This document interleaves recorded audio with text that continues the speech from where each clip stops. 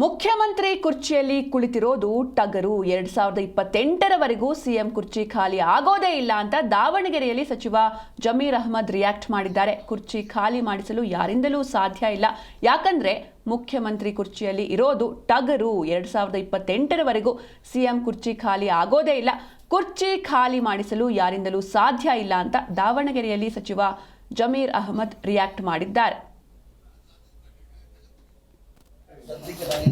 ಮುಖ್ಯಮಂತ್ರಿ ಕುರ್ಚಿ ಖಾಲಿ ಇಲ್ಲ. ಯಾವ ಚರ್ಚೆ ಖಾಲಿ ಆಗಂಗಿಲ್ಲ. ಅದು ಅದರ ಟಗರ್ ಕೂತಿರೋದು, ಅದ್ರಲ್ಲಿ ಯಾರು ಕೂತಿರೋದು? ಟಗರ್ ಕೂತಿರೋದು. ಸದ್ಯಕ್ಕೆ ಮುಖ್ಯಮಂತ್ರಿ ಕುರ್ಚಿ ಖಾಲಿ ಇಲ್ಲ. ಯಾವ ಚರ್ಚೆ ಖಾಲಿ ಆಗಂಗಿಲ್ಲ. ಅದು ಅದರ ಟಗರ್ ಕೂತಿರೋದು, ಅದ್ರಲ್ಲಿ ಯಾರು ಕೂತಿರೋದು? ಟಗರ್ ಕೂತಿರೋದು.